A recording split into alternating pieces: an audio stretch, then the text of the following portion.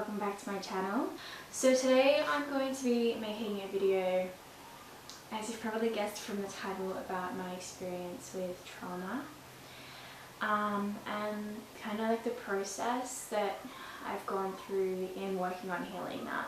I have felt drawn to make this video for a long time, a few months now, but I've been waiting for the right time to sit with myself and be in the right kind of space to communicate this well enough for all of you, and also to make sure that I am first and foremost putting myself first. I have actually been experiencing the deepest, I want to say regressions that I've ever experienced in my life in regards to my trauma. I'm in a relationship now as well. Relationships have kind of always triggered that within me. But I feel like I am actually the deepest that I've ever been into my shadow in my life, but I'm not drowning in it. I'm meeting my shadow with more acceptance and love, which is really interesting. I kind of want to dive first of all into how the trauma affected me and kind of all that stuff. Now, if you guys don't know about my trauma, I'm not actually going to get into it in this video. But you can watch my sexual assault story, so you can go and watch that, and then maybe come back to this video. I haven't seen that video in a long time, so I might repeat some of the same stuff, but that would really help you get a scope of kind of what's happened here. Trauma, especially trauma that happens at such a young age, is so interesting because it can affect you in so many different facets. You think it would just be isolated to one thing, but because you're so young and your brain, my brain, you know, wasn't properly even formed yet, it's like, it is like a really core part of my development, which saddens me a little bit, but also I find a lot of meaning in giving my trauma purpose. And the purpose that I give to my trauma is the ability to heal it and transmute it, and to let you all know as well that that is possible. The main way in which my trauma has affected me is in regards to my mental health, obviously, and kind of that's looked like, I'm gonna be doing weird stuff like this, by the way. I don't know exactly what it is every time, but it's a way of clearing energy. One of them is my anxiety, which I've experienced probably in the entirety of my memorable life. And the other way has been my waves of depression. So anxiety is more evident for me, and in some phases of my life it's really subtle. It only comes out in certain situations, and then in other phases of my life it's way more evident, and it kind of is like a little lingering feeling that comes along wherever I go. So that kind of depends on where I'm at, what's been happening for me, if anything's triggering me. For example, at the moment, the anxiety is pretty evident, and I'm getting anxious and reacting to a lot of things that I wouldn't have been reacting to a year ago or 6 months ago. And that's totally okay as well. So the depression has come to me in two different huge waves, and it's kind of like lingered in periods exempt from those. Those have been the main things. Just as a summary: heightened anxiety, waves of depression. So, you know, I have PTSD, and that is another way that it's kind of affected me. I have a lot of triggers, and I do not have the clarity to be able to pinpoint and have awareness around what those triggers are. A psychologist said this really well to me. She said, you know, if you go to Paris and you buy a beautiful loaf of bread and it smells like fresh bread, and oh, you're just like overcome, and all your senses are just like smelling this fresh bread. So you go back to Australia or something, you're walking down the streets of your hometown and you smell someone making fresh baguette. And immediately that triggers a response within you that goes back to Paris, and you're like, oh, you start feeling all nostalgic, and you're like, oh, remember that delicious Parisian warm loaf of bread?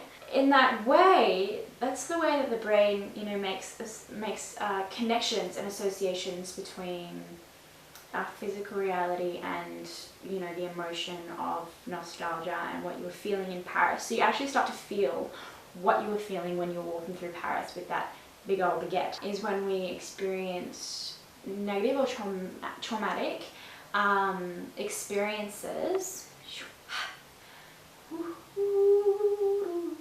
when we experience negative or traumatic experiences, we attach certain smells, sights, all of these sensory things to that first traumatic event. So for me, I probably have this like huge long list of triggers that I don't have a way of connecting to because I don't remember the full event, essentially. Yeah, which I do feel a little bit bad about sometimes, but the way that I kind of combat that is just with more gentleness. You know, one of my situations where I notice I am triggered often is during sexual situations. So I have a partner at the moment.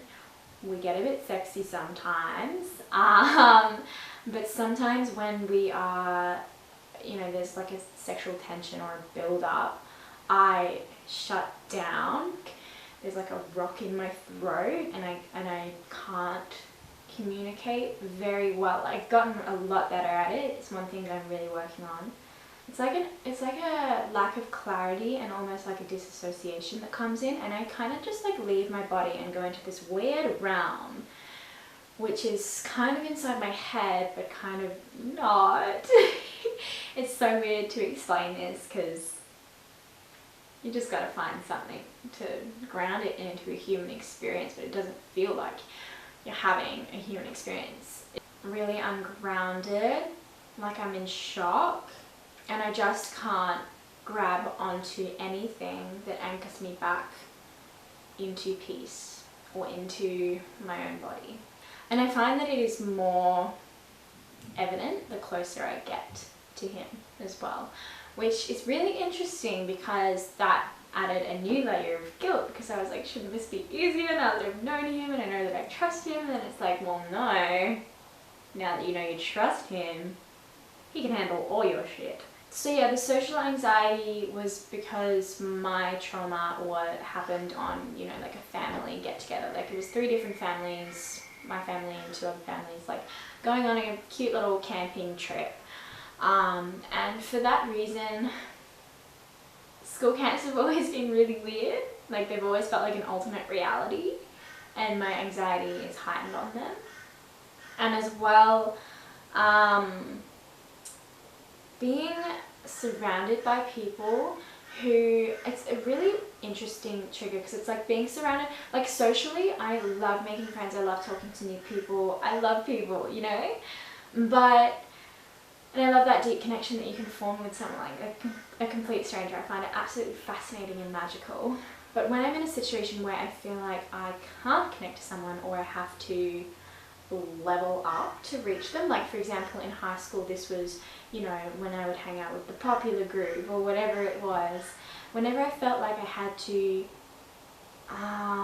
be better than I was, ooh, did I shut down. I shut down like no tomorrow, and I just could not handle it. I've had so many different anxiety attacks at different parties, and it still comes up sometimes. Like if I'm hanging out with a different social group that I'm comfortable with, for example, if I'm not hanging out with my hippity la la friends and I'm hanging out with, for example, like musos or surfers or some like category of people that don't fit into like my comfort box, and it's really frustrating sometimes because I want to be able to love and connect with everyone, but I find it really hard to do that. Another way that it has affected me is also a lack of boundaries, which is really interesting because I'm quite firm with my boundaries nowadays, if not too firm maybe sometimes. That's a lie. I'm exactly where I need to be. Let's talk about like 2017 Freya. So 2017 Freya would literally talk to everyone. And I don't say that to be discriminatory, but I say that to say I would be talking to like 40-year-old people, like 40-year-old people that had a manipulative streak, and I just met them on the side of the road in Fremantle one day, and I was like, wow, what a cool person, when really they were just trying to manipulate naive little 17-year-old 2017 Freya. That might resonate with some of you, might not. It's like I have this really strong first wall, And my first wall is like, don't talk to me, don't even make eye contact with me. It's like really strong and really solid. But if someone, and it's generally very cunning people, very manipulative people, but anyways, they manage to make it through the first wall, and once they're through the first wall, it's really interesting. It's like there's not a single wall for my entire soul to have up, not a single boundary, you know, not even healthy boundaries.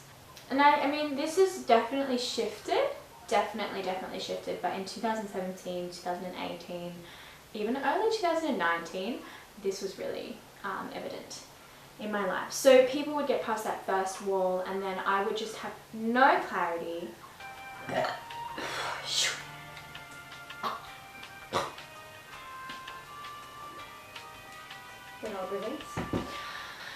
Yeah, I would just have no clarity about their intentions, and I would have to, in order to cope with this weird person being inside my walls, make up a rosy story about them. So whether it be they're helping me grow, or they're giving me knowledge or information, or they're benefiting me somehow, that was kind of the only way I could cope. And this was really evident with my past relationship. Now, this was a relationship that happened in 2017. I broke it off, and then for about a year and a half, maybe 2 years after that, I was continuing to see him. And I'm not saying this was all on him. A lot of it was on me as well. I could not say no to this man sexually, emotionally,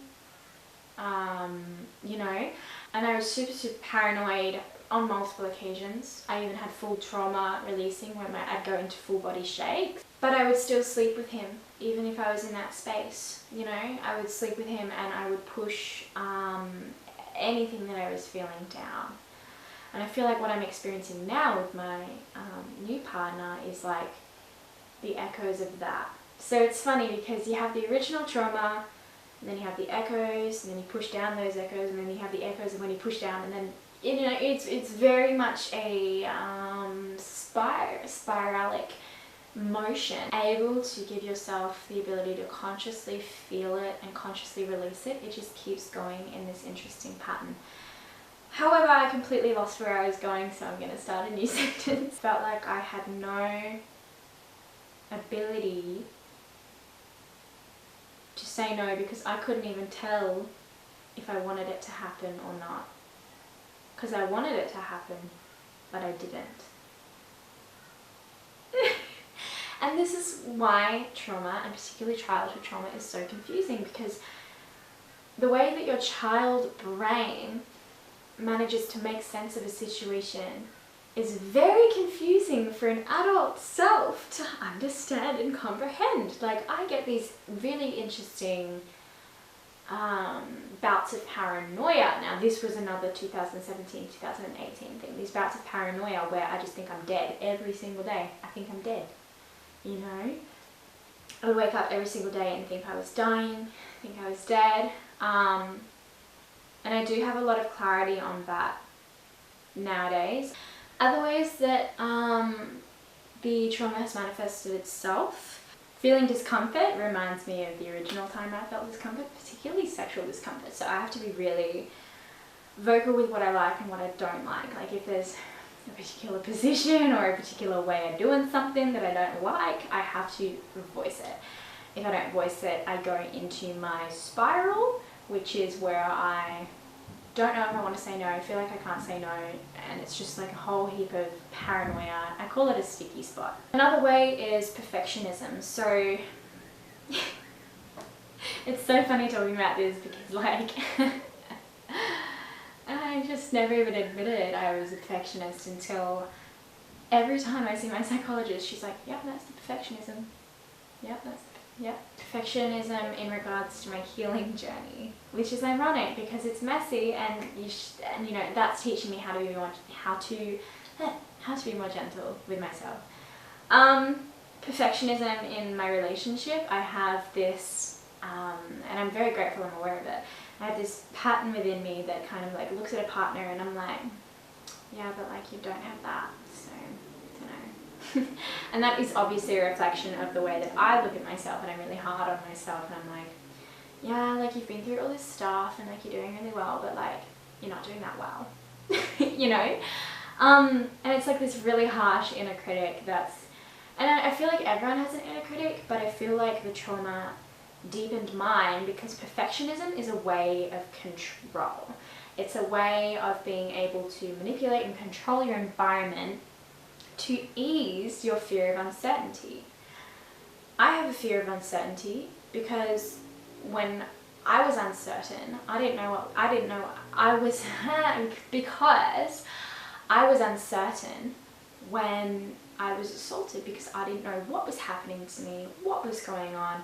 And the entire of my early adolescence, from when I was 7 to 14, I didn't even know what had happened to me. I was making up so many different stories in my head, like they're going to turn me into a man because I swallowed his semen, or like I'm diseased, or you know, all of these different things to cope with my uncertainty, because I had no clue what had happened to me. But it made me feel yucky, it made me feel weird, and it made me feel tainted.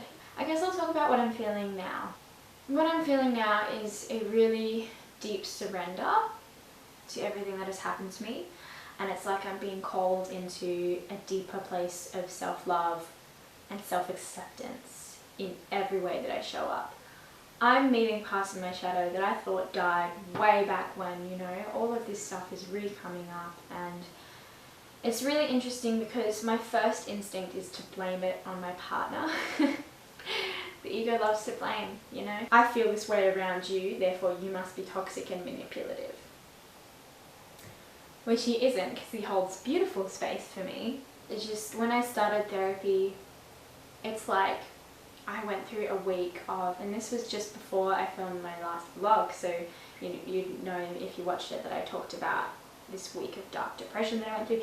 Anyways, it was like I was having like 2 anxiety attacks, panic attacks per day, you know, and really deep ones too. Deep ones where I'd have to like sit on the earth like this and just like, ooh, shake and release everything and put it all in there.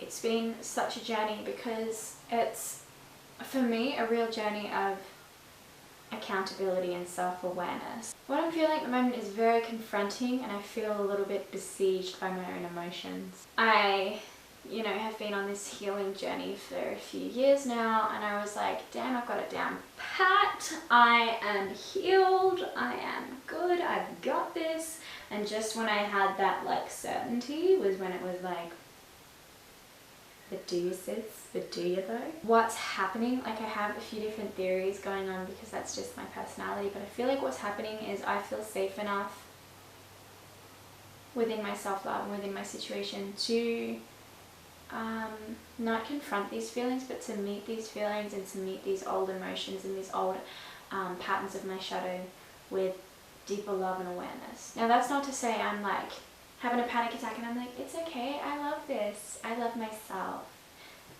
No, it's like I'm having a full-blown panic attack. I am going into the deepest, darkest pits of my soul that have been corrupted, you know, and feeling all of that. And then as I'm coming out of that, saying it's okay to feel that. It's okay to feel this.